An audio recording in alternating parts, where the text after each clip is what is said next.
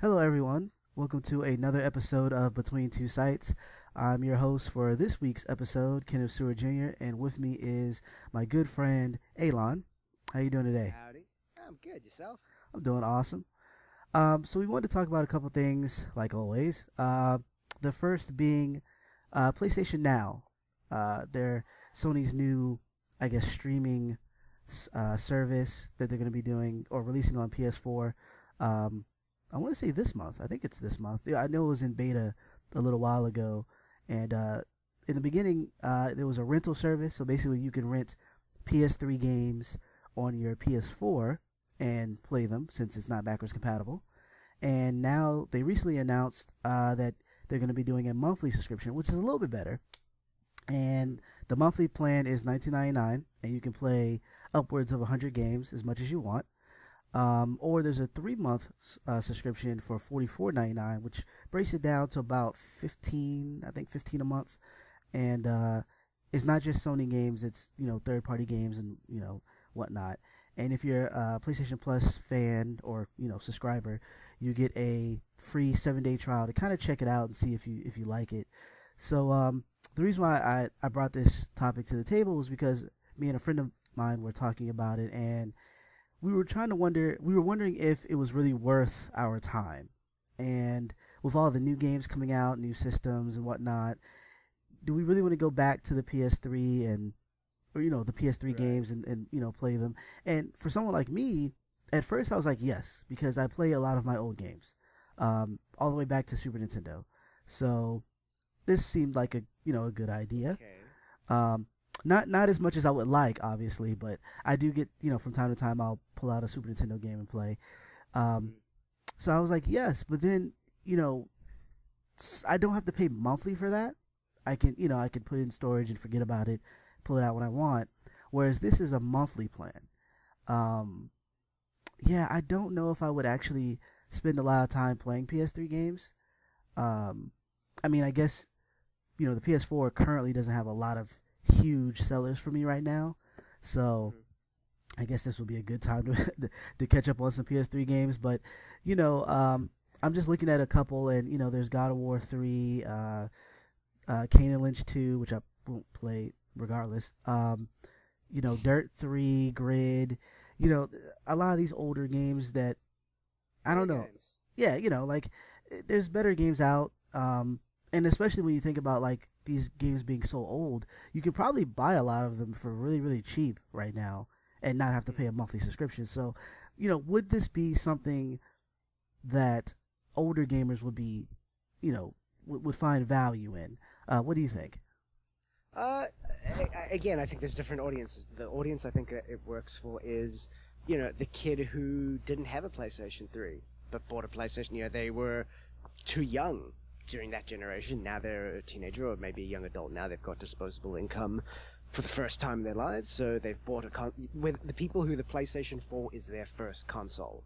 They never played those older games, and since there definitely is a lull in sort of interesting games to actually play these days on current consoles, at least for now, it's be cool to have access to that whole library of things that they probably have never experienced. So I think that's quite cool. I think for families it can be quite cool. That's like you're right. For me, you know what? No, it doesn't interest me that much. I wouldn't. But I'm the kind of person that I like to move forward with my games. I don't. I very rarely will go back and replay a game that I've already played. Sometimes I'll even games that like get expansions. I just can't even go back to them to replay the expansion because like I've moved on from that game. I've moved on from that series. XCOM is a really good example. I loved XCOM, but the Enemy Within expansion pack, I still haven't played it because I just don't know if I really want to. That's just not my style. I don't. I've played it. I loved it. I've moved on. I don't really want to go back to that again. And it's the thing. It's in nowhere criticism of the game. It's just for me. I find it different. I never find that. For me, I never find the motivation to click on the game. That's all it is. I never find the motivation to actually start the game. If I start it, I know I'll love it. I know I'll have a good time. But just actually hitting play for the first time is just I never have the interest in doing that. But if I had kids, I could see it being really cool for my kids. I can see that. I'm not going to use those games, but while I'm at work and they're home from school and they've finished their homework and whatever rules you're going to make for when your kids are allowed to play, this gives them access to a whole library that you didn't have to pay for individually. That does make sense. That's a very good point that we didn't think about. And I'm pretty sure that they have some type of, monetary thing where, not monetary, but where you can basically limit like mature games, games, family games, that sort of thing, so they don't get access to those. But that's a good point. I could see like the kids playing that, and like you said, you don't have to pay for it. It's just interesting. And I know we talked about this. I want to say a couple of podcasts ago, just the whole idea of everything becoming a subscription, and how that works with, I guess depending on how much you make, subscriptions here, there, popping up everywhere, how that's gonna work out. Because I'm thinking, it's I don't know. Like I was thinking about Netflix for gaming. True, and I want to say it's cheaper than Netflix, a little bit cheaper than I'm sorry, not Netflix, GameFly, in terms of like rental and whatnot. The other thing that I thought was a little shaky though was the quality. So like streaming the game, there was there was problems with certain games, like there are a lot of lag, and depending on what you're playing, you're not gonna that's gonna be a problem. If you're playing something like Final Fantasy where it's turn based and you don't have to like there's no twitch type of movement or anything, then yeah, that's not gonna be a problem. But if you're playing like a shooter or a fighting game, lag can just it can get you killed. And I know there was with playing the beta, playing the games through the beta or whatever, there was a lot of lag and some games were just not playable. So that's definitely something they're gonna have to like kind of get ironed out. Yeah, and look, technology always improves. So that's something that we can get there, kind of thing. Granted, whether or not you'll have, how good is your home internet? That will obviously be a factor you'll have to take into account of whether or not this product will have value for you. True. Also, look, again, who knows? But I would imagine the majority of people, the games they're going to choose to play through the service aren't games they're going to be looking to play multiplayer on. Well, not so much multiplayer. Just in the case of like a shooter, if you're playing single player, and right. you go to duck behind a box and your character's not moving on screen and you get shot, that could be kind of frustrating. But yeah, it does come down to your internet service, and then also if PSN is up, we've seen recently a lot of, I don't want to say attacks because not all of them were attacks, but we've seen PSN kind of up and down the last few months. Network stability has been a big problem. Yeah, so those are just a couple of things that we were thinking about that from Sony, their history with their service, and then having another plan on top of PlayStation Plus. Would I really get it or not? I think the kid angle though is very smart. Like I think playing towards like your family, if they haven't experienced these games yet, this would be an awesome thing to get. But as far as like someone a little bit more seasoned, I'm not sure. Yeah, it's about having access to this large library of games, whether or not that The other thing is, like, to me, it's like it's not rocket science. Like each individual person will know immediately whether that's appealing to them or not. Right. And whether it's something you would want to take advantage of. For me, no, because I just don't really go back and play all games. But if I had kids at in the early adolescent age or early teens kind of thing, yeah, I probably would consider it for them. It'd be cool to just have access to a nice big library for them. Instead of looking and be like, okay, well look, I can afford to buy you maybe 3-4 games in a year. You need to hey kid, you got to do your research and tell me what game you want. Right. If it's not a game. Like when I spent some of my bar mitzvah money to buy a Sega Genesis, and the only game I could afford to buy at the time was Shaq Fu. Oh my god. I made a mistake. I made a mistake. Yes, you made a... Yeah. And I didn't know any better, man. Oh my gosh. Mistake. The only game? Shaq Fu is what I was stuck with for about a year. Oh my gosh, I You feel so know, sorry for you. No wonder you don't and go back to old games. yeah, you know, and that's so to be able to not be in that situation, and for where my dad, where the parent could say, look, for the same price that it costs me to buy you those 4 games a year, here I'll pay an annual subscription, and you just have access to this massive library. Go nuts. And for I think that's great for like kids or young teens or even young girls, for like, hey, what a great opportunity for self discovery, to find out what kind of games you like, because you just have access to so many. That is true. That is true. Yes. Again, look, I'm a, as I mentioned in a previous podcast when we talked about, I'm a big fan of this kind of idea. Whether the technology is there yet, I don't know. Whether how fair is the pricing, I don't know. Like, there's a lot of factors that we just don't know about. How good is that library? How big is the library? But the opportunity there is amazing, and I think it's a really cool one. And although, with that said, as an individual for myself right now in my current lifestyle scenario, I wouldn't get it. Yeah, I don't see myself getting it either. Maybe Unless in it the had future. current games. That's the thing. If it was saying, hey, look, forget like, PS3 games, you'll have access to PS4. All PS4 games that get released 3 months after release, we'll add them to the library. I'm in. That I could see that. I could see that working. Yeah, hell, 6 months from release, a year from release, it doesn't even matter. I don't, like, as much as I like to, because of my situation, that I like to be ahead of things and stick with current games, but still, if you could tell me, hey, look, all you have to do is sacrifice 6 or 12 months that you'll be behind the curve a little, but you don't have to pay, you just pay the subscription, you can access all the more, a year-old game or 6-month-old games, I'm in. Why wouldn't I be?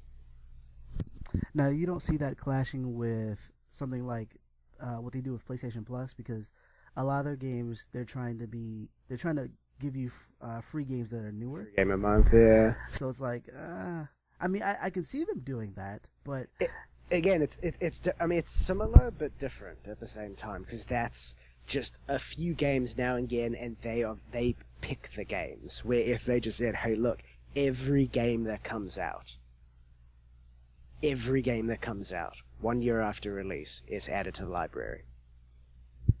that would be a tough for them to get, but that would be 12 months awesome. that's it. If it was a standard rule and was consistent, 12 months from every game when it comes out, 12 months from release, it's added to the library, to PlayStation Now library. That would be cool. That would be cool. That would rival some of the things that are happening, with EA, because they have their service where, I want to say it's a few months down the line as well. I really like I like the idea behind EA's service, but they're just not. I feel like they're not offering enough to make it valuable. Not yet. Yeah, exactly, not yet. And that's the thing. My hope is that they get enough interest of people saying, "Hey, look, we like this idea, but do more. Give us the recent games." So, beyond, I guess, just kind of stepping forward with the topic, why outside of just because we write reviews and stuff like that, so obviously we're gonna kind of remain current just because of our jobs. But what do you think of? I mean, why don't you go back to games? I know there's, with being adults, there's the whole time thing, and that's something we'll talk about a little bit more later. But like, because there's a lot of games that, or I should say, I should change it. The reason why it's a little difficult for me to say that I won't go back and play a game is because I feel like I invested money into it, and if I only play it once, I feel like that's a waste of money. And we kind of had this discussion on Twitter whether or not games like The Walking Dead, from Telltale, is it worth purchasing? Because once you beat it, I mean, I know some people kind of go back and there's different not answers, but there's different routes you can kind of take. There's different journey. Yeah, there's different ways you can go about. You'll always end up in the same place. Right, exactly. So with that, it's kind of tough because I think the games are great. I think they're awesome, but as far as putting down the money for them and then never going back to them again, it's kind of tough for me. Yeah. I respect your outlook. That's just not how I view things. It's kind of like saying I paid to see a movie, but I watched it once, so what a waste of money. Like, you saw the movie, right? You got, like, that, even if you bought the DVD of a movie, that doesn't by definition require you to watch it multiple times. True. Like, I remember my kid brother, when he was about 3 or 4 years old. My God, he just kept watching Lady and the Tramp over and over. He would finish it. And this is back in the VHS days. So he'd finish it. He'd stop. He'd hit rewind. And this is like the basic controls he learned how to control the video machine was to stop, rewind, play. That's all he did. He would it was Lady and the Tramp over and over. Now, granted, he got his money's worth out of that tape, but and look, it's funny actually. I can repeat movies. It's actually really weird now that I think about it. Certain TV shows and certain movies I will rewatch happily, but with games, I think those games are just such a commitment. And I really like story games, and that's the thing. I like story games. Once I've played through them, I just don't need to play. Like The Walking Dead is a great example. Actually, look, to be honest, The Walking Dead, like emotionally, why would I put myself through that again? I just don't need to. I can go to a family dinner if I want a traumatic event. But it's just, I played through it. It was a great experience, but that's very much me. Like, same with, Gone Home. I paid $20 for Gone Home. I played it once, and I never have to play that again, but I loved it. Do I think it was worth it? Absolutely. It was a great experience. It was a good story. I enjoyed the experience of going through that journey. But I don't need to play it again. I certainly don't feel like I didn't get my money's worth because I didn't play it again. Right. But the thing is also different because that's strictly story games. When you look at other games like Titanfall is a really good example. Right. Titanfall, I would feel maybe I didn't get my money's worth because I lost interest in it relatively early. I played it for about, and this isn't like a lot of hours but I played for about 2 weeks, and not that regularly in those 2 weeks. I played for a few hours every few days for just 2 weeks, and I was kind of like, well, but granted, that's the thing. Like straight multiplayer shooters don't really hold my attention that long anymore, and that's the thing. So, do I feel I got my money's worth out of Titanfall? Probably not really. But then look at a game like Counter-Strike, where I don't even want to know how many years I spent playing Counter-Strike with my friends as a teenager. Yeah, that's my favorite shooter there. Yeah, so it's really difficult how you measure it, and I think it's a completely personal thing. And that's the thing. So to me, I don't go back and replay those games most of the time because I just don't want to. I don't need to. I got whatever I needed to get out of them, and I feel good. Or in some cases, I didn't like them. I mean, it could be cases where the game wasn't very good. In which case, why would I go play more of it? Exactly. Just so I could feel I got my money's worth. Like that's cutting off your nose to spite your own face, really. Right, and that's and you're right. It's definitely a personal thing because with me, it's the exact opposite. Whereas Titanfall, actually, no, I still feel like I didn't get my money's worth for that. But in terms of like story games, I'm really hesitant on buying them because I don't. Once they're done, I feel like that's it, and I guess it goes back to me like a psychological thing in terms of game. I think of like Monopoly and all these other games that I play over and over and over and over, and I enjoy them. The fact that I can go back and play Mario 3 and have like an awesome time, it's like these games are, I don't know, like super classic to me. Like going back and play Counter-Strike or going back and play any of these games that I feel like I've got my money's worth because it's a game, and the idea of a game is to be, to me, not to everyone, but to me, is to be played over and over and over. And it's a little different with, of course, movies, because one, I'm not paying $60 to see a film, even if it is in 3D. And, two, it's like, it's very passive. So I can just sit and watch, or I can, if I get the DVD, I can skip to a scene that I really want to see. Whereas a game, it's like, if I'm playing Uncharted, I want to get to the scene with, the helicopter shoots the building and it falls over. If I didn't save anywhere there, if I like completed it and wanted to go back, I have to go back through all the not bad, but go through all the dialogue, go through all the, all the way up to that point. And so like you said, it's very much involved. You're very much involved with it, and so it's easier for a movie to do multiple times than a game. At the same time, though, I'm spending, you know, however many hours and however much money in these games that if it's just a one time thing for me, it's like, oh man, like, yeah, and that's not even a knock on short games. If the game's short but awesome, I love it, but I still want to play it. You know what I mean? Like, and it's really tough. So like, I was looking at The Walking Dead, and I want to say Sony had a deal where you can get The Walking Dead season 1 and 2 and The Wolf Among Us and the new Game of Thrones in like a bundle. Yeah, there was a Telltale bundle like a few weeks ago. Yeah, and I was like, this is awesome. You guys should get it. And they're like, I was telling some of my friends that you should get it. I reviewed them all, and they're all good games. And they're like, well, for the money, would I, after I play, like, would I continue? And I'm like, well, you'll probably trade it in. If you get the retail version, you'll probably trade it in. And so they were a little bit hesitant. I was like, I kind of understand that. I really do. Especially if I don't understand that mentality at all. I can't get that. I can't. It's like going to watch a movie, and then as you're leaving the theater, you go back and say, hey, look, I want my money back because you're not going to let me see it again. But it's different. Because I guess... Like, what am I going to do? Like, I've seen the movie, so what do I do now? Well, I guess if going to a movie's, though... Well, you have to think...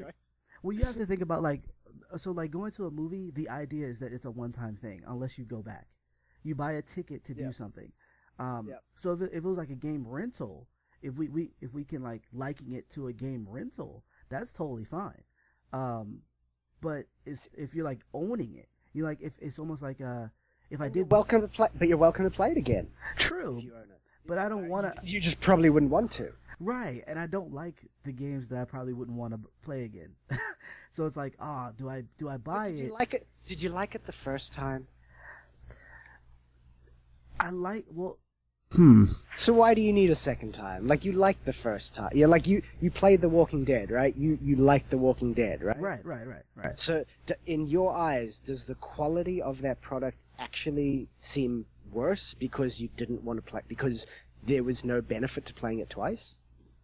Possibly, but see, it's a little hard for that because I didn't pay for it. All of my Telltale games were review copies. Right. But if you did, I mean, that's I think it, like, I'm not a fan of, some reviews, they actually have a category called replay value. Right, like, we that's do. Something they measure in the review. And I remember, I always think that's such an unfair thing because why does the game by definition have to have replay? I think it's great when games have replay value, but it's not definition a requirement of all games. Some games it is, but not all games.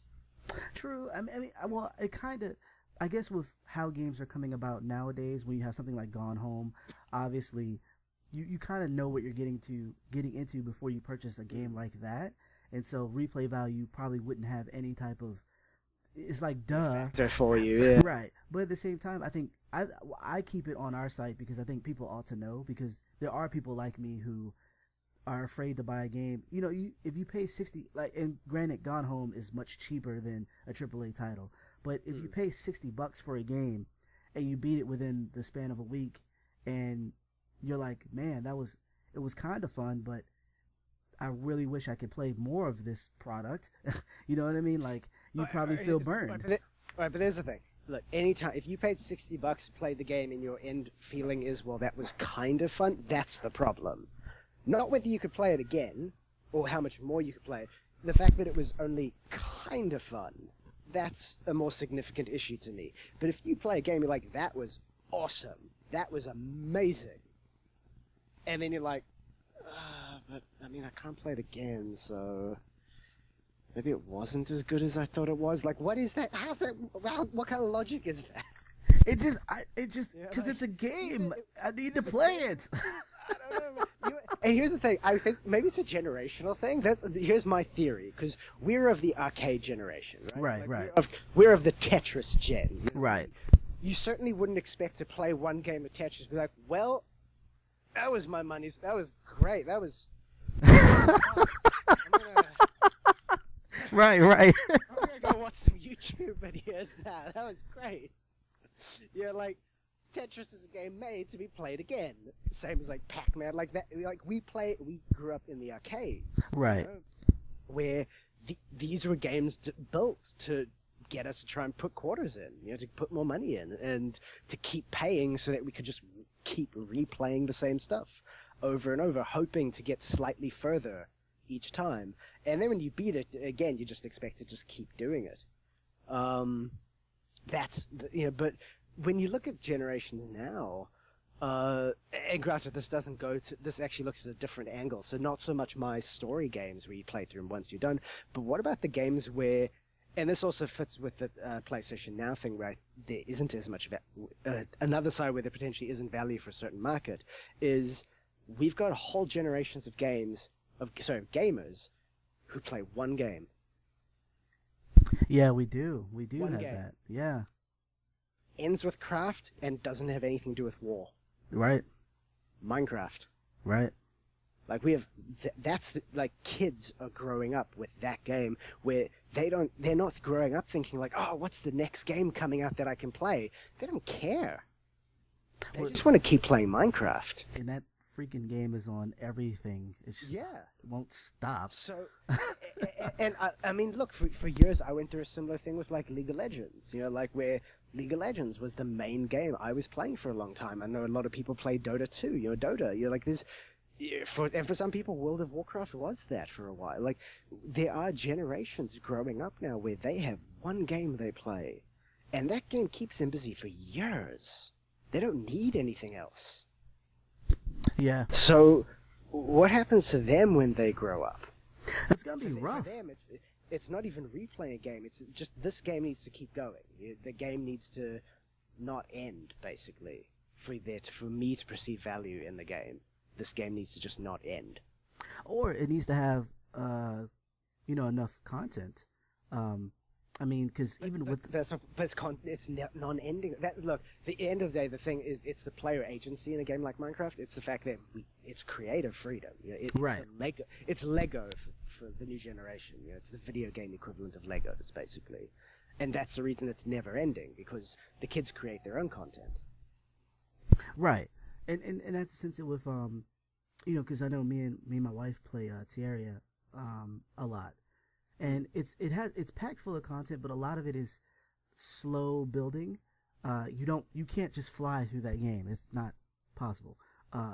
There's a lot of Minecraft elements in it, and a little bit of Legend of Zelda in it, and a couple other things, and so it keeps our attention. And like, I don't know, I guess the fun that I have going back and playing something and not really worrying about the story, not really worrying about, if I solve this mystery or whatever. Just being able to play because the game play itself is so much fun.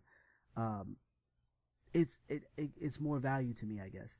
In this point of my life, like playing Mario with my wife, and she's not as good as playing as I am, so she dies a lot, and it's hilarious, like that sort of thing. Whereas I played Metal Gear Solid 4, and it was like, this is awesome. This is amazing. And then I look at it now, and it's just sitting. I don't want to, trade it in, because I think it's an awesome game, and it's, like a collectible thing to have over there. But I look at it, and I'm like, man, I would love to play something similar. I just don't want to play you anymore. And it's like, but yeah, I do. I agree with a lot of your points, though. It's not something that's, I don't understand what you mean. Like, I totally understand. But at the same time, I guess growing up playing games over and over, or being in your situation where you only have one game, so you have to play over and over, buying games now that I don't play over and over just seems like a waste. But not to say that they're bad games, though. I don't get why you don't like Destiny, then. Oh my gosh.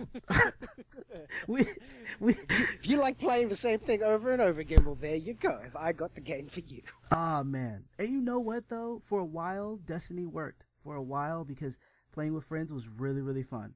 I'm still playing it. Oh, why? I don't know. I check through all over again.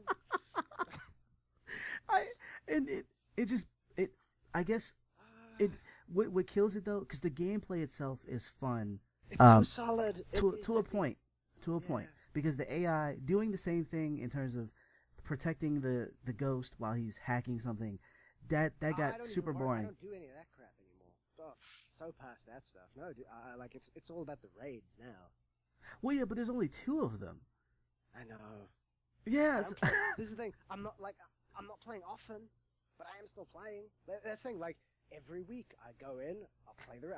I've got two characters. I'll do the raid on each character, and then that's pretty much me for the week. Oh man, I have it. I still have it, and well, I'm not gonna trade it in because it was a review copy, but it was I was thinking about, should I just give it away? Should I just give it to someone? Because, but the core shooting, and Bungie knows how to make a shooter work, is great. It's all the other stuff that it could have been awesome if that drives me insane. All the other stuff that Bungie should know better than it for some reason. Yeah, because even because I'm not a fan of, in terms of like MMOs, I'm not a fan of the carrot on the stick type of thing where you play to get an item so then you can play some more. But it would have worked in Destiny because it was so much fun. And it's, with the way that they added the DLC and, how they changed the upgrades now, and it makes a lot of your weapons basically obsolete unless you re-upgrade them. I just can't do it. That's too much time. That's way too much time. You made the right call to walk away from that game. I just couldn't do it. That's Destiny, I think, is a really fantastic example of a game that fits into another topic we're going to cover, and we might as well get into it since we're kind of going that way anyway. Right? Do games respect our time? And Destiny is a fantastic example of a game that absolutely does not. So, I guess, and I was looking at that because it was based off a Kotaku article about Dragon Age, and he had some points that I definitely agreed with in terms of bloat and just having content for the sake of it. And I'm wondering, now that we've been talking though, do you think that a lot of this stuff is made for the younger people who just don't have that much responsibility, and so for them a game has to have this much content in order to be worth paying for? Especially if you don't have a lot of money and you can only buy like one game. I gotta be able to play poker in Red Dead, or it's just not worth it. You know what I mean? Like, right. Whereas us is a little different. So you're talking about Dragon Age or Destiny with that? Because Destiny has a lack of content. Well, right. It's issue where the other one has just an abundance of content. Well, to me, it kind of falls in like the same line, because their idea of, or at least I'm guessing, I'm assuming with Bungie, but they want you to keep doing, keep going through that circle with little content as possible, and to keep you playing. Like, there's a promise of something better, so we're gonna keep you playing. Whereas Dragon Age is like, we're gonna keep you playing, but we're gonna keep you playing because there's so much stuff. Yeah, it's the exact opposite. Yeah, that's the thing. It's one makes you keep replaying through the same minimal content over and over again, and for some reason we do it. And then the other one is just, hey, there is so much content here to keep you busy, but it's usually relatively, all different content. You're not going to be repeating. You're definitely not going to be repeating stuff. Right. So is it like, it feels like it's kind of like the same amount of or the same development mindset, just two different ways of doing it. One I think is a little bit more respectable, I mean, develop mindset in the sense of they both want people to keep playing their game for a long time. So so with that, I guess if they're targeting someone who's younger, then maybe that could be a plus. But if they're targeting someone who's a little older, who has less time to play, are they really respecting our time? And it's like, I don't know. Yeah. So with Dragon Age's case, it's a weird one, because so one thing I will say, all right, with Dragon Age, I would think the nice thing is a lot of that content is optional. It's not required content. It's just there if you want extra content, if you want to spend more time in that world and going through that stuff. But you don't have to. You can just focus on the story missions and the more important stuff and just kind of get through that. So I think that's good. One place is, because I've been playing Dragon Age a bit recently, and I'm still really early into it. So I'm certainly in no way speaking as an expert here, but the one thing I've been finding is I'm finding it a little tricky to differentiate the mission, like to really kind of break up the mission and be like, oh, okay, this is the main story mission, that's like there's the obvious side missions. You know, one's Right. like, hey, I lost my horse. Can you go retrieve it? That's I'm pretty sure is not that vital to saving the world. But for other ones, I am a bit sort of, I'm looking like, is this part of the main quest, or is this just a side one? I can't differentiate between them too easily. And there's been once or twice where I've gone to do something where I thought it was just a side thing, and then it's something big. I was like, oh, this is main story. And then I progressed the main story. So I do wish they would differentiate that a little bit more clearly, of making it clear of, hey, this is side content, this is main content. So hey, do whichever you want, you know? But at least making it very clear to me. And it probably is clear. Maybe I'm just missing something, or I haven't spent enough time. I'm guessing it will become a bit clearer as I go. But for now, it's just not immediately clear. I think I can go through like a journal thing and separate them a bit more easily, but that's kind of cumbersome. I wish they would just basically just make the markers on the map different colors. That's it. Literally, that's all I want, because they have markers on the map for all the different quests. So just if you just make the main quest, say, hey, all main quest markers are bright purple. Or, you know, look, I'm not going to tell them what to do. Pick whatever color they want, but pick a color for the main quest. So it's very clear. Hey, anytime you see a quest in that color, that's the main quest. Everything else is just the filler. Yeah, and I know Skyrim did a little bit of that as well, where it was like, but then again, there was like so many side quests in that game that it was just overwhelming. Yeah, and Dragon Age is exactly the same. Yeah, I mean I'm playing a game right now. I can't say the name because it's embargo and all that good stuff. Right, yeah. But what's bothering me about it is there's so much. It feels like there's so much filler. And normally with RPGs, you have this thing where, okay, like you have to protect the princess. In order to protect the princess, you have to go meet this guy. He won't help you until you do a job for him. The job requires you to meet another guy. He won't help you until you do it. And so like it keeps unraveling. People just used to be nice. Yeah, way back when. Well, you could just pay them. That works. Yeah, you could bribe them. I've got like so much gold. How about instead of me doing this favor, I just pay you, and you can use that money to pay someone else to do it? That works. That works for me. I got so much gold, and I can't buy anything else with it anymore. Because that's something that happens all the time in these games. You end up with the economy always breaks at some point. We've got so much money and nothing to buy it on. Yeah, spend it on. I mean, yeah, it's crazy. So let me buy my way through some of these quests, or something to that extent. And back in the day, I guess I didn't mind it too much because the story was very interesting, or at least the characters were very interesting. But if you have a lackluster hero or just a story that isn't that great, you start to see the mechanics working behind the scenes. Like, this is only here to make it lengthy. It's not really compelling gameplay. Quantity versus quality. Yeah, and it's like, what I totally get it with side quests because I want to lengthen it myself, so I will go and do a side quest. But for a story, it's like, if it's not meaningful.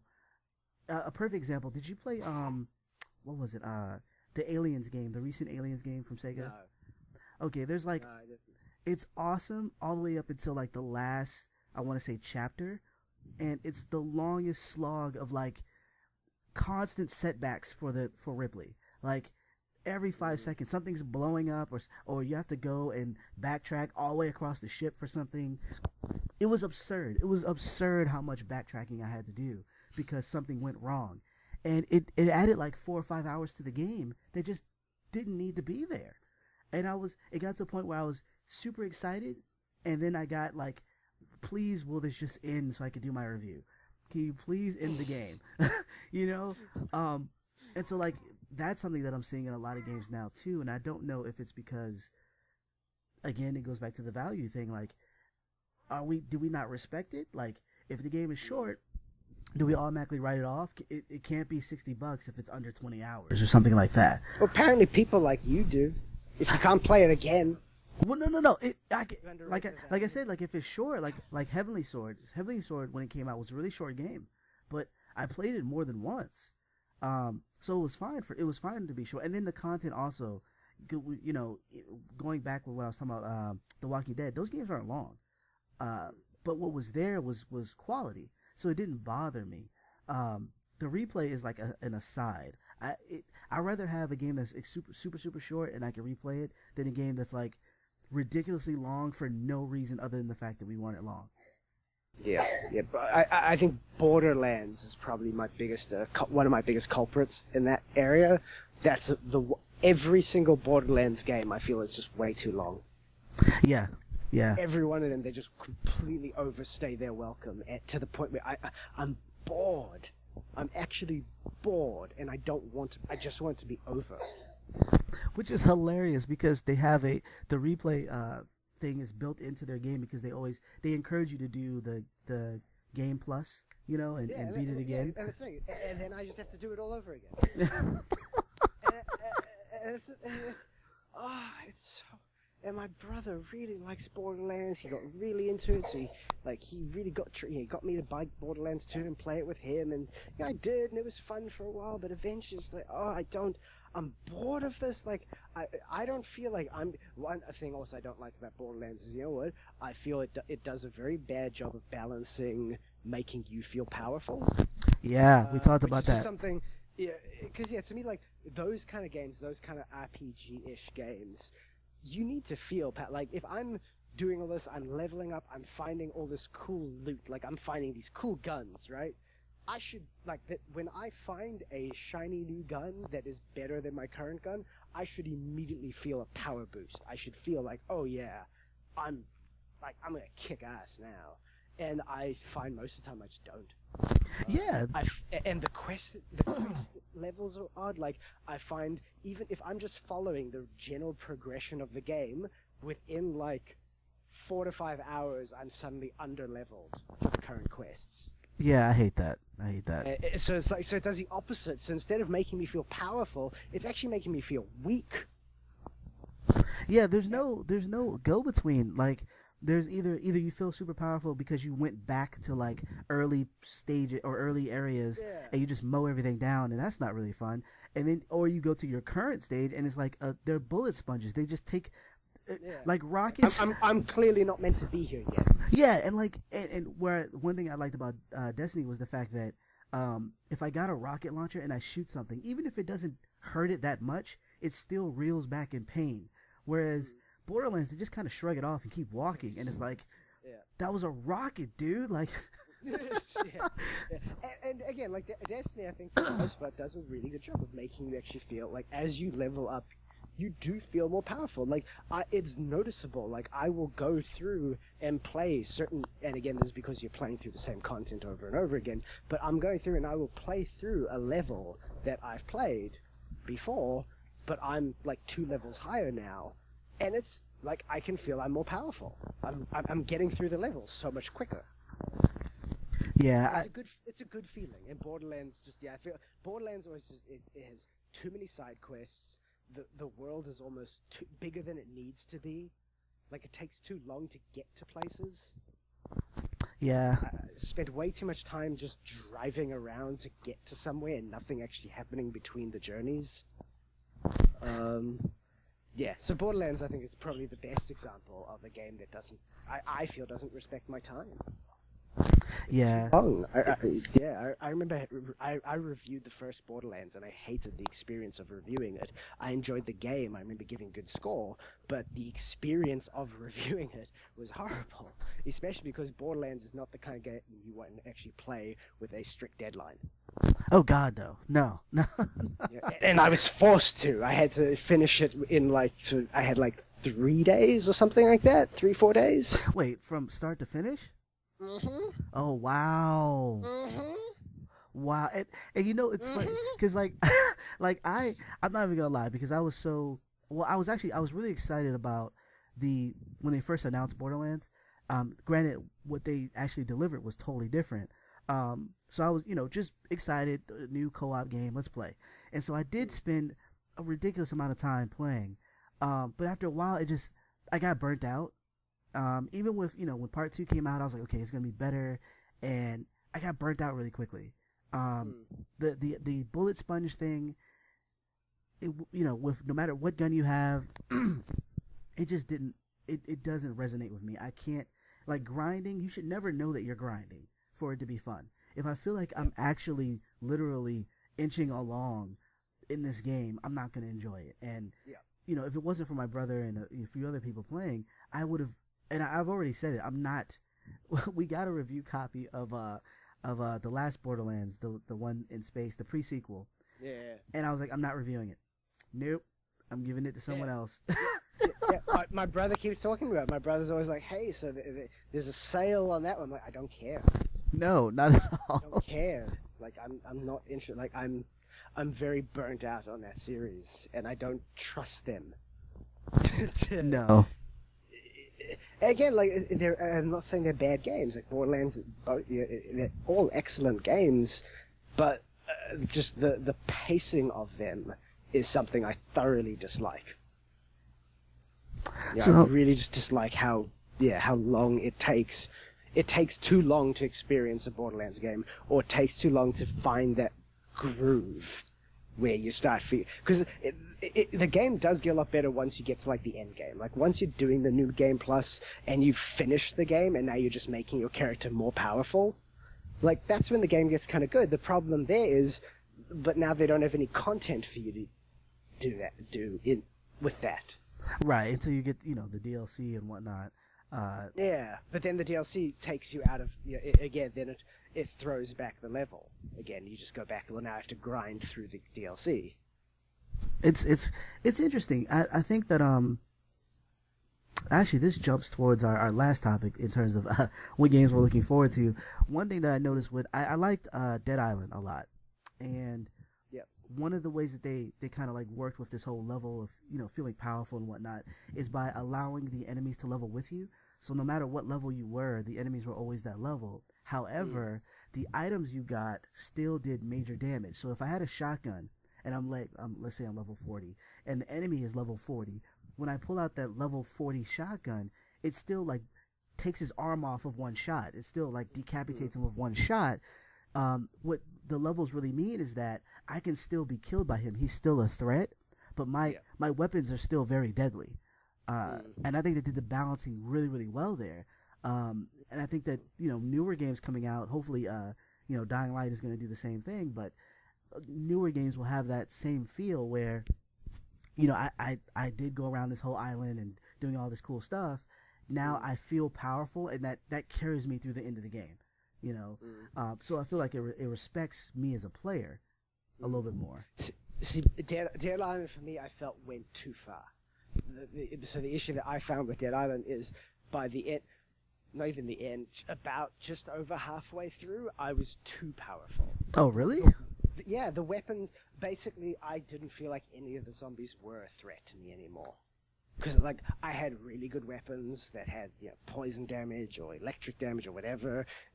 I was too powerful. Like, no zombie was actually a threat. Any zombie, I'd kill in, like, 2 hits.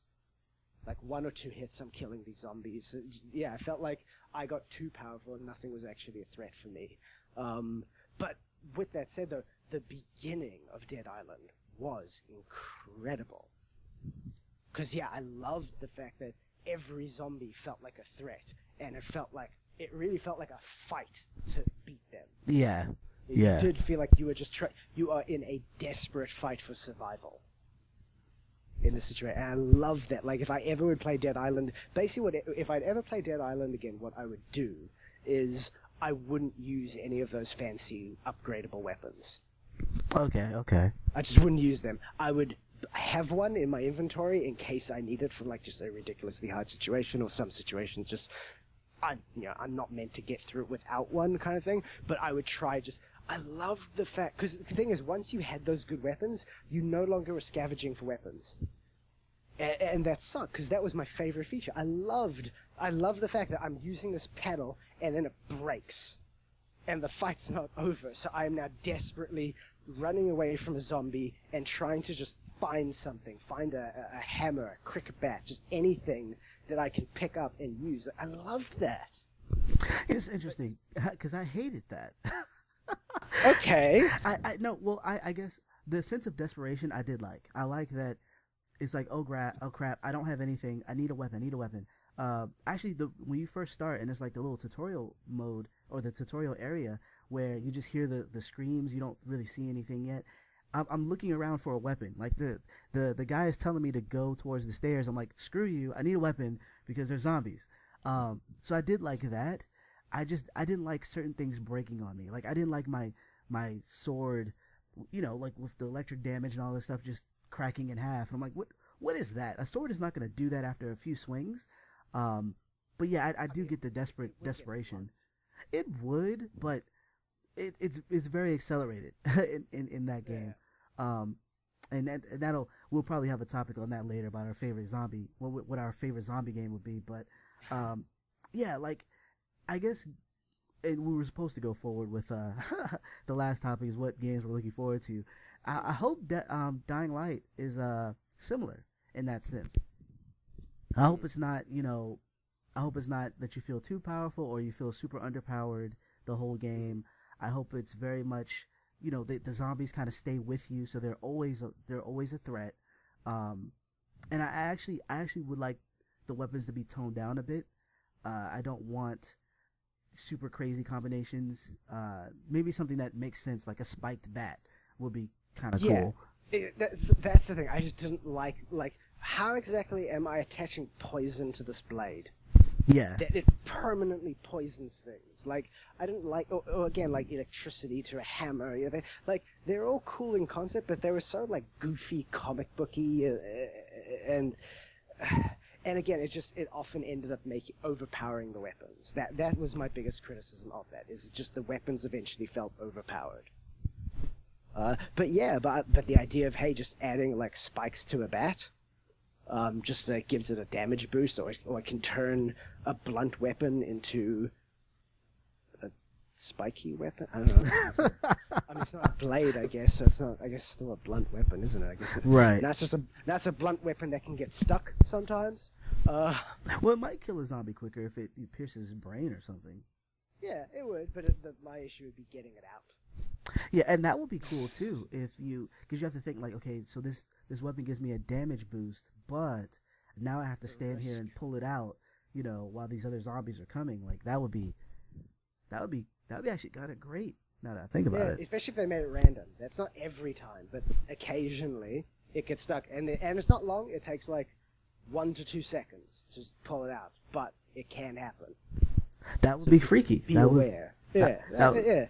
So I'm also I also hope that Dying Light doesn't go over the top with the weapon modifications. From the little bit I've seen, it looks like by the late game it will. But my plan for that game, if I get it, is to not use them, or at least try to avoid using them if I can. I'll stick to the more basic weapons. Gotcha. So outside of Dying Light, what are some 2015 games you're looking forward to? Let's see. Ironically, not Dead Island 2.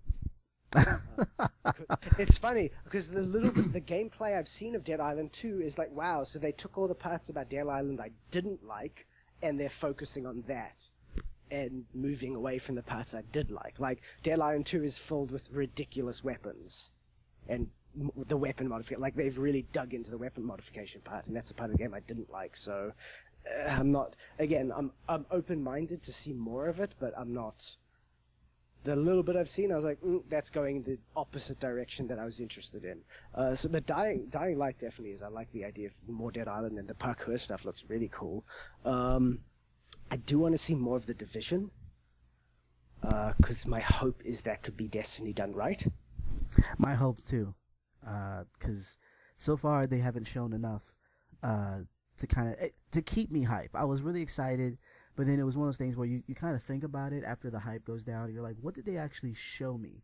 They showed some cutscenes. They showed snow. They showed some ideas of what really could be really cool gameplay. But outside of that, we don't see, the things that would make the game like really stand out. Outside of it being like an open area MMO type of thing. I've always said games like Division, like the best marketing thing they could ever do for Division would be a 2-hour Twitch stream. Yeah. Like that's what I want to see. I want to see a 2 hour Twitch. Show me someone playing that game for 2 hours, because that will give me an idea of what that experience actually is. Or at least like hit certain points that people are questioning. So what you're doing there. What is it like to team up with someone? How the interface works. Where like, am I gonna actually have to go to them and find them, kind of like a DayZ thing? Yeah, exactly. Those type of things. And how do you progress from one combat scenario to the next? Because each thing they've shown us has just been a single combat scenario. Right. That's great. But, I mean, granted, right, the first thing they ever showed did show it flow into another one. Like, it was actually quite cool. It showed a combat scenario against AI into a police station. You go into the police station, you found some loot in there, and then as you were leaving, suddenly you were attacked by players, and it became a PvP thing. Like, that's really cool. But I want to see, is that really what the experience is going to be like? And how often does that happen? How does that work? Like, am I always just going to constantly be attacked by other players? Can I turn that off if I want to? Yeah, there's a lot of questions around that game, but the potential there is very exciting. So I'm interested to see more about that. Beyond that, though, God, nothing much is coming to mind. Like Witcher 3, I know will probably looks really good, or probably be a really good game. But I mean, Witcher 2, I played Witcher 1, never finished it. I played Witcher 2, never finished it. So so Witcher 3 I see as being kind of a similar thing, where I'll play them. The parts I played, I did really enjoy, but at some point I just lost interest. Like, again, just those games are just too big. They're too long, and as a full-time employed adult with a wife and life, I don't have time for those kind of games. Like even Dragon Age, like I'm on holiday now, and I was really excited. I was like, good, I actually might find the time to actually get through Dragon Age, and I did not, and I go back to work next week. Yeah, I totally understand that. So when am I going to do Dragon Age now? Like I had my chance and I missed it. I spent it doing things during my holiday outside. How could you, man? I made a mistake. No, I totally understand that. I'm really pale, man. I need vitamin D. I think, well, I am looking forward to, well, Dead Rising 2, not so much. And not so much because of what I've seen, but because Techland isn't doing it, so... You mean Dead Island 2? I'm sorry, yeah, Dead Island 2. They're not doing it, so it's like, I want to see it, but I'm hesitant. It's interesting, though. Do you know the developer who's doing it? I can't remember. I can't remember their name. So I don't remember the name, but it's the guys who did Spec Ops: The Line. Yeah, and see, that's totally not what I expected. See, and for me, what's not expected of me is the direction they've gone. Right, that's what I mean. It was a really serious game. It was really good, and it's an excellent story. So I was actually kind of excited hearing that they're doing Dead Island. I was like, cool, they're going to take that in a really interesting and potentially nuanced kind of direction. And instead, they're going with the goofy, fun direction, which, hey, again, we don't know enough. It might turn out to be really cool, but just I did not expect them to make a game that looks like it's, something that could star Jack Black in a zombie movie. Yeah, I mean, we even look at the trailers for the two games. One had the very serious trailer with the family, going backwards, which was like epic. Mm-hmm. And then, even Riptide had the one where they're on the boat and they're getting ready to, commit suicide or whatever. Like, really, I don't want to say heart-wrenching. This is serious stuff. Yeah, but serious, and then you have the goofy jogger guy in Dead Island 2, and it's like... Great trailer, by the way. Yeah. It's a really good trailer. Yeah. Could not be any more different. Yeah. So I'm kind of... I want to see it, but I'm kind of hesitant on that. I do want to play Dying Light, obviously. I want to play Hellraid. I think that's still coming out this year, because that looked really fun. As far as, like, The Witcher, games like The Witcher, like... I don't have a lot of time to just go through the game, but I can spend a lot of time going back to it. A good example would be Far Cry 3. I got the game really late because I was, just reviewing games. That kind of happens. You miss a game. And so I got the game really late, and so I actually just finished it not too long ago. And I was playing it like little bits, on the weekends, a tiny, maybe an hour or two here or whatever. And I enjoyed it. And so I was like, maybe I could do that with, The Witcher. Granted, that's going to take me like a whole year. But, I finished Witcher 2 and I had such a great time. I immediately started to play it again. I didn't finish the second time, obviously. So I really want to play The Witcher 3. It just looks awesome. Yeah, it does. It really does. I do want to play Resident Evil Revelations 2. Rise of the what? Oh, Resident Evil Revelations 2. Never heard of that. Resident Evil? Oh, Resident Evil. Oh, sorry. Did I say it wrong? I heard Rise of the Revelations Evil.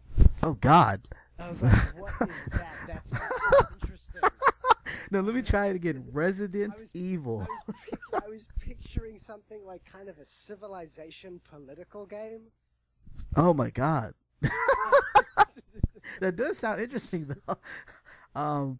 No, Revelations 2, I do want to play that. I'm a big survival horror fan, and they're kind of coming back, so I definitely want to try that out. I'm a little skeptical on the episodic nature of it, but outside of that, I think it's going to be really cool.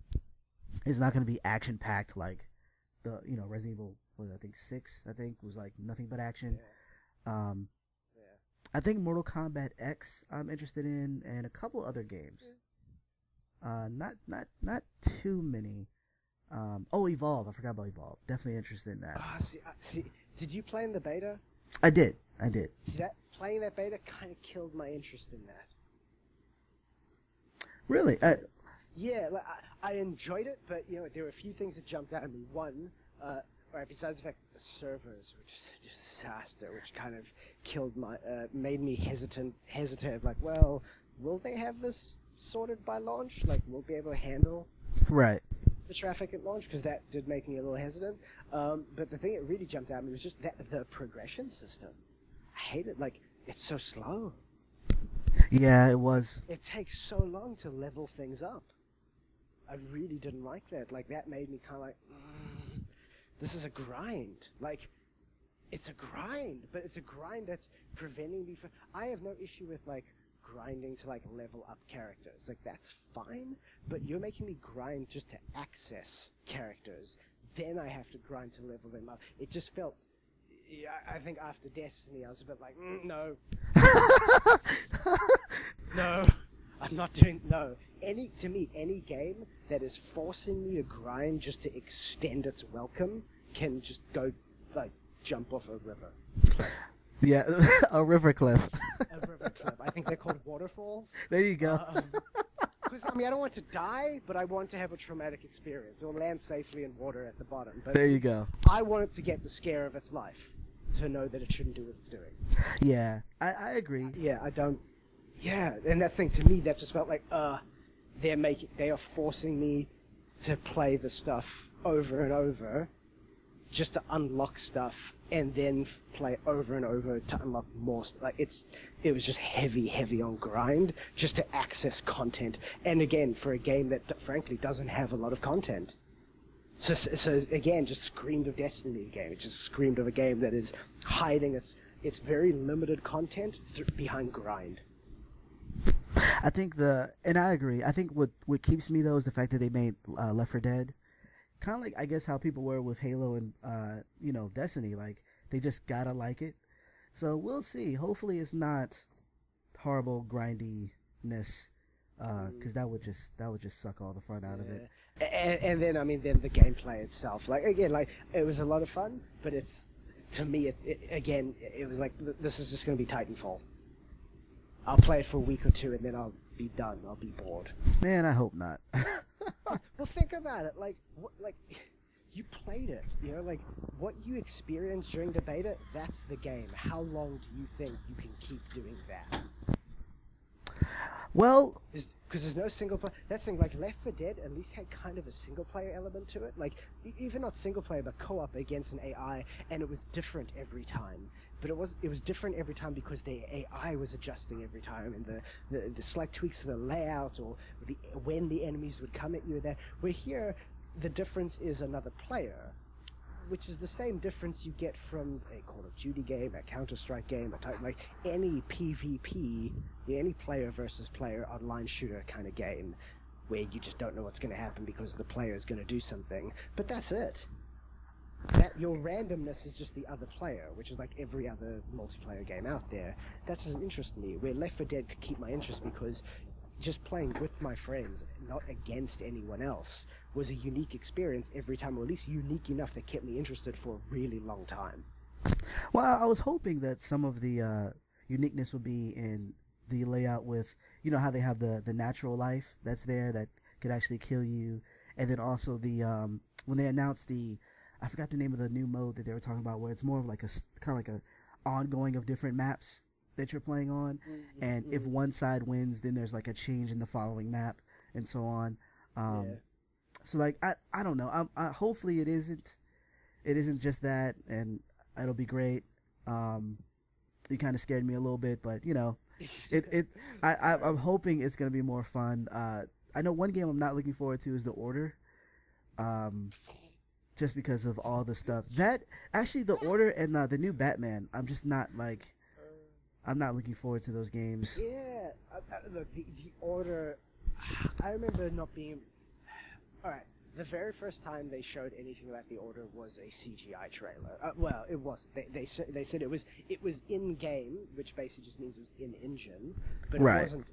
It didn't show gameplay. It just showed it was clearly a cinematic, but an in-engine cinematic. That's fine, but it wasn't interesting. I was like, well, I mean, yeah, it's an interesting world scene, but people are like, oh, this game looks so good. I'm like, what are you basing that on? You didn't see any gameplay. You don't even know what type of game it is. Like, this could be a isometric strategy game for all you know. Well, for me, it was just the mystery around it was what had me like a little excited, like not knowing what it was. I thought the setting was cool, but other than that, I don't know what the game is. So, anyway, then when they started showing gameplay, I just the first time, and this, my opinion on this has never changed. I was like, this looks like the most boring game to play. I agree. Like, it's a generic third-person shooter. Yeah, it looked what it reminded me of, because everyone keeps saying, oh, it's like just a Gears of War game. I was like, no, that's not a Gears of War game. That is an Uncharted game. Oh. And the one thing Uncharted does not have is good shooting mechanics. No. Ah, man. Don't get me wrong. Uncharted, fantastic series, really good games, but its shooting mechanics are kind of crap. Yeah. Yeah. This game, when I was watching that, I was like, that looks like Uncharted shooting. And again, look, Uncharted also was similar to Gears of War, but I was looking at The Order, and I was like, The Order looks like it controls more like Uncharted, less like Gears of War. So I was like, that just looks terrible. And they haven't shown anything, and you know what? No trailer has shown anything yet that makes the story even look interesting. Which is so sad, because the premise of what they were talking about, like, the fact that, excuse me, that these guys live for like extremely long times and they're supposed to be fighting these half-breed monsters and all this other stuff. Like, what you could have just seems so awesome. Yeah. You know what I mean? And it's like, you're not showing any of that. And that's the thing. So my concern is they're not showing anything because they don't have anything. That's my concern. Like, yeah. The marketing of this game has been really bad. Well, it comes out next month, so like. Oh wow! I didn't know it was that soon. Yeah, it's I think February 20th it comes out. So as of right now, with the game being a month out, the gameplay looks boring. We actually have no idea what the story is about. Like, they haven't actually shown a trailer or anything that gives a proper idea of what the story is. We know what the setting is. The setting's interesting, but seriously, the only thing this game has going for it is exceptionally pretty. Although, with that said, it's very pretty in the sense of the quality of the graphics is good, but the art style looks bland. Like, I was like, wow, you have such a beautiful looking sort of engine and everything. Why is everything brown and gray? Yeah, like, I was noticing that too, especially on the last the last cinematic that they showed. I actually didn't even show the whole thing. They just showed bits and pieces of it. When they're in like the blimp or whatever, and there's like these colors of like orange and yellow, but they're all muted. Like, I was like, this doesn't look finished. Yeah, And then the only gameplay they showed it from that part is in like some kitchen. And it's not even an interesting looking kitchen. Oh It's man. literally they're having a shootout in a kitchen, in a gray, dirty kitchen. Oh man. I feel for Sony because I know that this is supposedly one of their, one of the reasons to get a PS4, I guess. And yeah, it's How can you feel for them? They made it. No one else. It's not like someone else did this to them. true. It's made by one. It's made by one of their studios, isn't it? It's Santa Monica and Ready at Dawn. Yeah. So that's a Sony studio. Yeah. Santa Monica certainly is. I don't know about Ready at Dawn, but Santa Monica certainly is a Sony studio. Like, they were making this. They had to know. Like, at some point, they had to know, like, this doesn't look that good. which to me, I think Sony does know that, and that's the reason we haven't seen good marketing from them. They tend to do that with their new games. Yeah, Sony's just normally not very good at marketing games. That is true. They're terrible. Yeah, there's the fact that multiple Sly Coopers came out. I want to say last year or the year before, and there was absolutely no marketing for it. Yeah, horrible. Little Big Planet 3 had like no fanfare. I didn't even know it was coming out. Like, yeah, it was just out suddenly. It's so horrible. They were treating it like Microsoft Spark. It's so bad. I didn't even know. I was like, oh wait, we're supposed to be reviewing that. Crap, I didn't ask for a copy. I didn't know it was coming. Yeah. Oh man. Yeah, so that was. Yeah. It's funny. I sit here and think, like, what am I looking forward to in 2015? And just there isn't much that comes to mind. You think it's gonna be a worse year than last year? No. I hope not. My gut is telling me no. Just because, like every year, I know there's some stuff that we haven't heard about yet that's going to be coming. And that's the stuff that always excites. Like, every year for E3, people always say, like, what are you looking forward to E3? And every year my answer is the same. The thing I'm looking forward to the most is the thing I haven't heard about yet. Oh yeah, of course, definitely. Like, it's the game that I don't know. Every year I'm praying for a Half-Life 2 moment. Do you remember when Half-Life 2 was announced at E3? Yeah, that was amazing. It came out no one knew they were working on it. It was just out of nowhere, like, hey, by the way, we're working on Half-Life 2. Here is like a 17-minute tech demo of our new Source engine, and here is a 20-minute gameplay engine from various stages in the game. Because we're that far ahead. And it was better than anything we've seen. Like, at the time, everyone was making a big deal of, like, Doom, the new Doom 3 or the new Doom, and this looked even slightly better than that. It was just huge, so exciting. That moment has never happened again. I'm waiting for that. Every year I pray for a Half-Life 2 moment at E3. I think there will be some games coming out this year that we just don't know about yet, and hopefully those will be really good. But with that said, we've got a UK-based Assassin's Creed coming out, which based on this. And that's the thing, Assassin's Creed is like, could go either way. Yeah, well, we saw how bad the last one was. They canceled their season pass. I've never heard of that before. But then the one before was really good. Yeah. So it's like, that's the thing. So it's just they're so inconsistent with those. That's just, who knows? Could be really good, could be bad. Although, I'm the same with you. Like, the new Batman game, I have zero hype for that. Yeah, it's a combination of what they showed and the fact that we've done this 3 times already. Yeah, exactly. Like, we've done a lot. Also, I really don't like any of the Batmobile stuff that they've shown. And they're really just kind of emphasizing it so much. Like, they keep focusing on, hey, look at all the Bat tank mobile stuff. Like, it's like, hey, the only way to make the Batmobile interesting is we have to make it a tank. A non-lethal tank. Yeah. It's just, really, it's a non-lethal tank. That's how tanks work now, you think. Like, I'm sorry, you're firing at like wasn't he firing at like a helicopter that you down? I'm sorry, the pilot is not making it out of that crash. or at the very least, there's no way Batman is guaranteeing the pilot will make it out of that crash. Exactly. If he does, it was luck. But to say Batman wasn't trying to kill him is a stretch. Yeah. Yeah, none of that stuff looks good. I don't like that. It looks gorgeous. Like there's a shine on that game that looks very nice. But yeah, it's like, but I've played through these already. Like even by Batman Arkham City, I didn't play Arkham Origins. Neither did I. Because after Arkham City, I was a little turned off. I was a little like, I think I'm done with this series. I've had my full. It's really good, but I've had my full. I think they should have kept it small, because it was more intimate that way, and it felt more. I understand it, but like, because really, if you just swap Spider-Man and swap the location, I mean, Batman for Spider-Man, swap the location, it's basically an Amazing Spider-Man game. Granted, developed way better, but way better. You know what I mean? Like, or like, what was the game? Infamous. You know what I mean? Like, a lot of those games have the same type of thing going on. Yeah. Random people you have to save. Multiple villains. Yeah. Yeah. I still say Arkham Asylum is the best game in that series.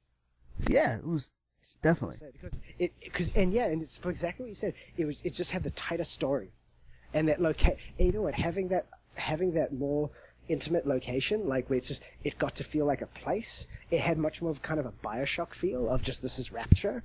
Right. Yeah, it had a Rapture vibe. It was just a much more realized place. Where once you do Arkham City, it's like, well, it's a huge city, so you can't be as intimate with the locations and make them as memorable or as detailed or as realized. So they miss out on that. And then again, you've also got the issue of, well, now you're also taking up a lot of gameplay time of just traveling. Yeah. Nothing happening between the journeys.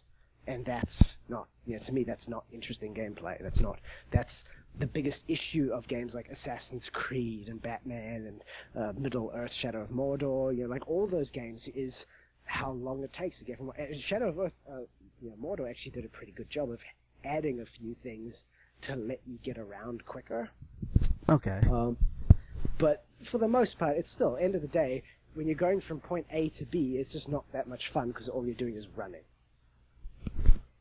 Nothing of interest happens, and most of the time when something of interest does happen, it actually becomes more of a nuisance because, like, well, now you're slowing, you're in the way, you're slowing. I just want to get to this mission. I want to do that. Exactly. You're just be interesting over there. I'll come back to you.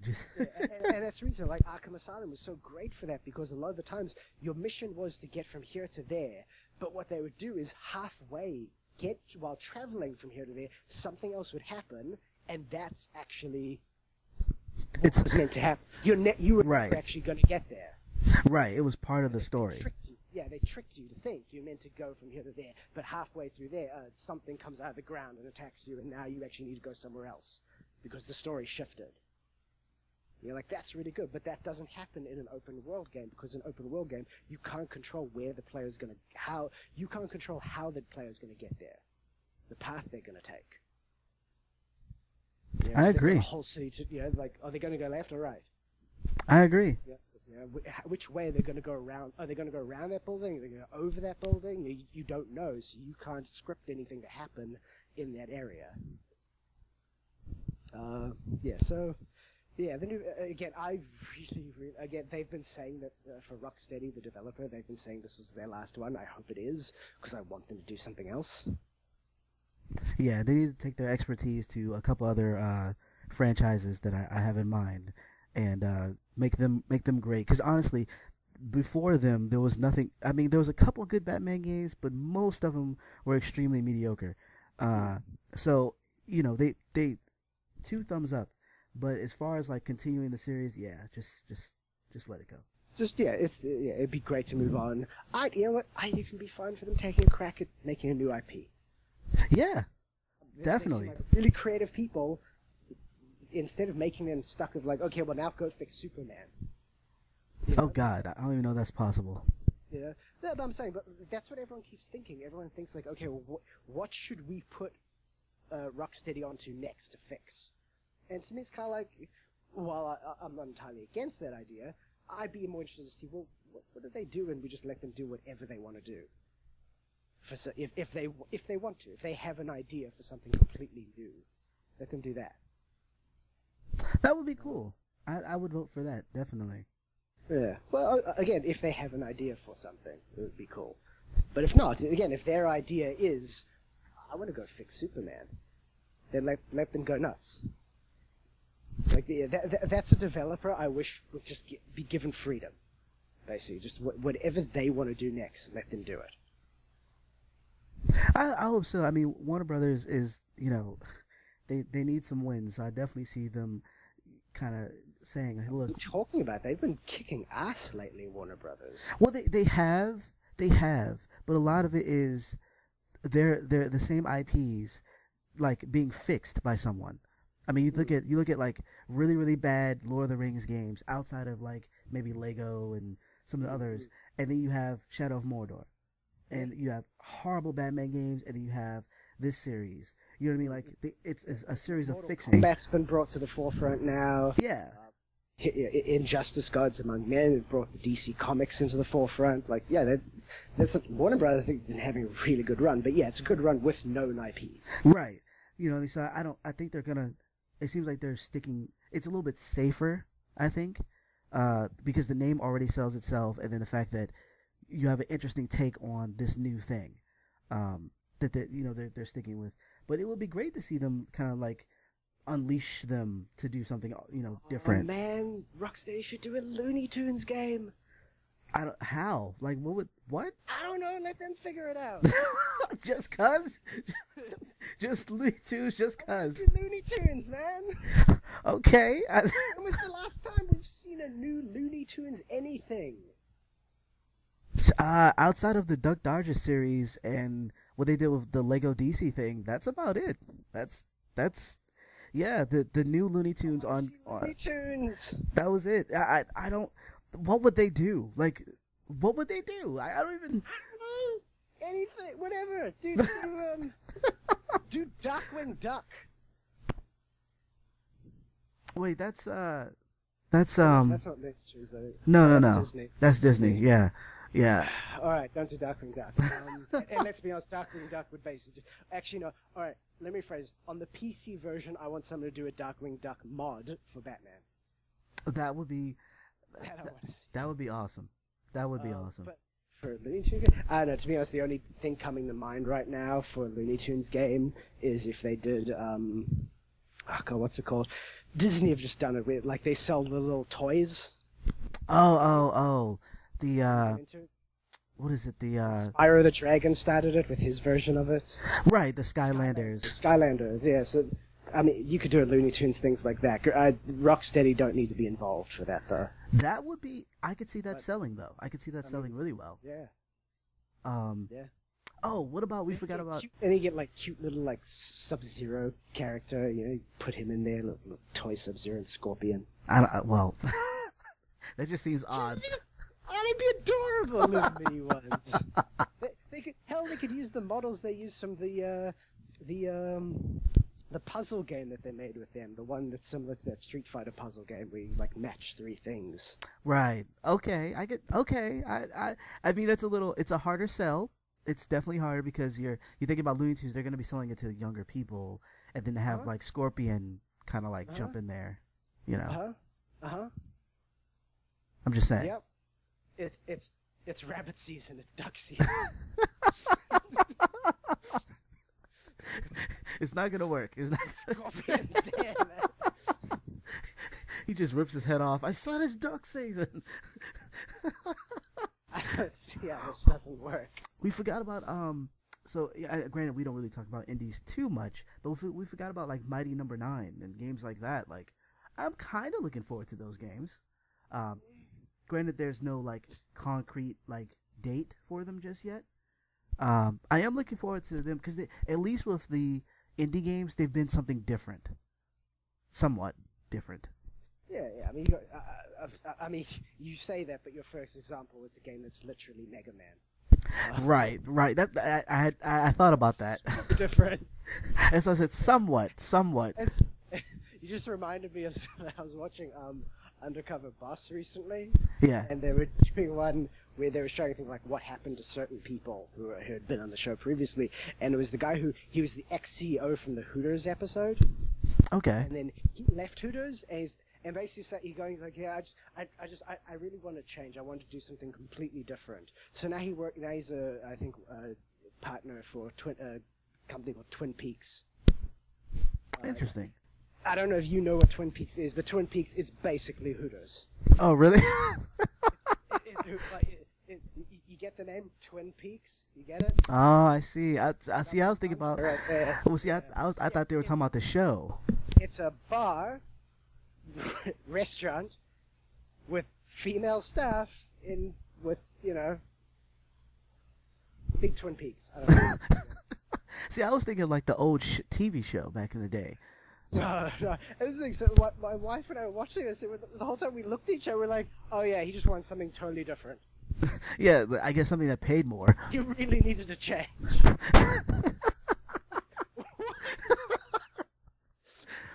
Oh man. So you just reminded me of that. We're like, yeah, indies are really doing something really. Yeah, they're doing different. Look at Mighty Number 9.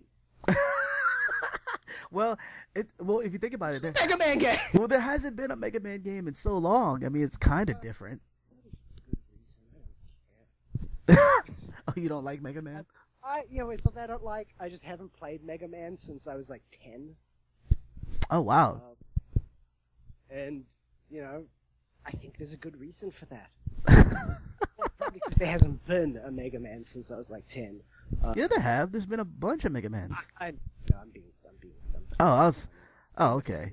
Gotcha. I was like, wow, like, what the heck was I playing? Supposed to be ahead of the curve there. But I haven't really been interested in that. I'm not. You know what? I'm not a big 2D scrolling kind of guy. 2D scrolling shooter kind of guy. Gotcha. I enjoyed them. I enjoyed them when I was a kid, but growing up, I just look for much. Yeah, those kind of rarely do I enjoy those kind of games. The last 2D scrolling type game that I really enjoyed was probably Mark of the Ninja, and that's not even in any way a traditional 2D scrolling kind of game. Yeah, that game was phenomenal. It's really good. Yeah, great game. Speaking of which, so the next game coming by that team is a game called Invisible Ink. That has kind of caught my eye. That looks interesting.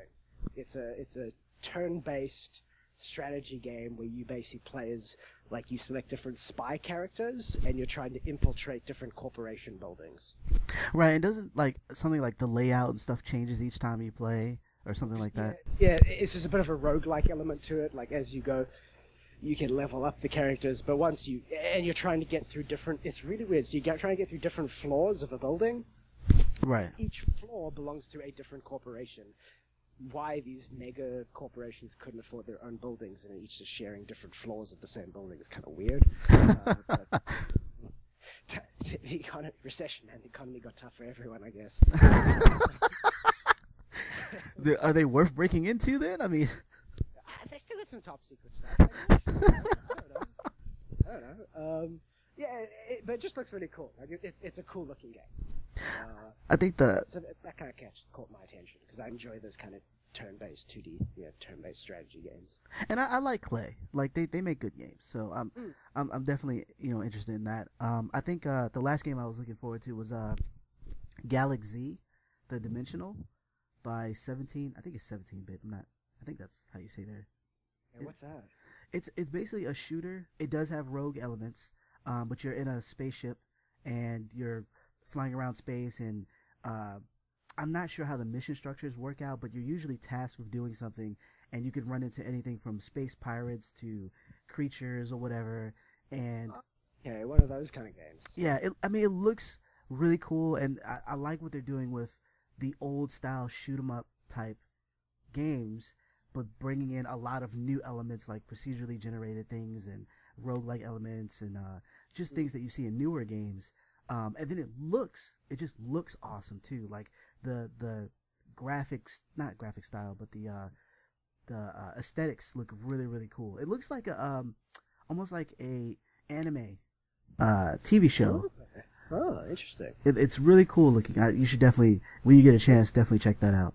So it's just Galax with a Z at the end? It's a Galak, like GALAK dash Z. Okay, Galax. Okay, alright, I'll go have a look at that sometime. It looks really, really cool. But Okay. I think we should shut it down because we could be here all day talking about games and such. The last thing I just want to bring up. Did you notice how neither of us mentioned Uncharted 4? Yeah, it was funny because I was looking down a list of 2015 games and I saw Uncharted and I was like, no. But then again, I was done with, like, I didn't play Uncharted 3. You made the right choice. I liked Uncharted 2 a lot, and I saw 3 and I read stuff about it, and I was like, it's okay to miss this one. It's all right. And not to say that what I saw from Uncharted 4 wasn't good. It looks awesome, but I don't know. I just don't really care. I might play it. It's not something that it's not something like The Order where I just don't want to play. But it's not something where I'm like, I gotta get this game. It's more like, if you play it and you're like, Kenny, check it out, then I'll check it out. Other than that, I'll probably pass. Yeah. So to me, I think like the first Uncharted was a good game, in no way a great game. It was a really good game, and at the time, like that was in the very early life of the PlayStation 3 when it didn't have a lot of good games. Right. It was one of the first good games. Uncharted 2 was a massive leap. Like that is, I still think, one of the best. Like that is up there for me as one of the better games made. Period.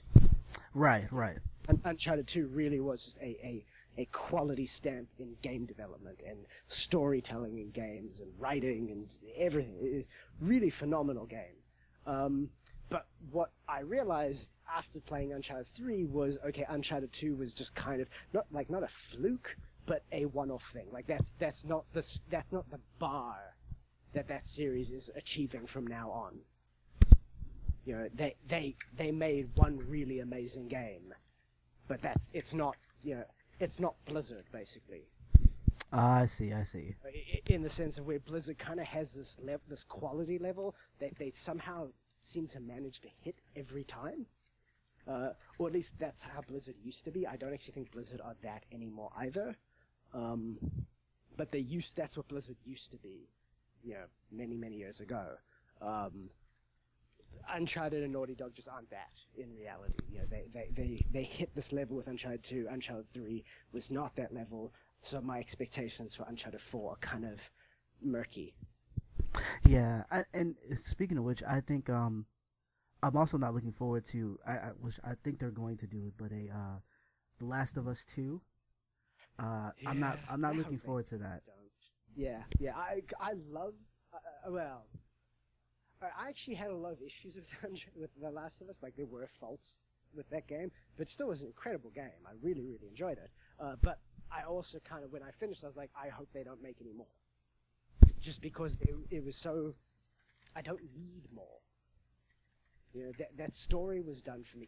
I also said, if they ever do make another Last of Us kind of game, put me in that world, but I don't want to see those characters again. Yeah, because a lot of it... I mean, because you think a lot of it took place after all the big stuff happened. So it would be interesting to be in the midst of the craziness going on and as the outbreak is happening and people are dying and whatnot, like, just to be in that before, I mean, because if anything, it gets really quiet when you take over as, Joel and, in the future, just to see all the chaos and stuff blowing up and trying to survive or get out of the city when that stuff like that is happening. That could be really cool. I don't know. I think they gave enough of it. I think it would be too heavy if you had a game just being that. I thought they did a really good job. I think they gave enough of that at the start of the game. Really?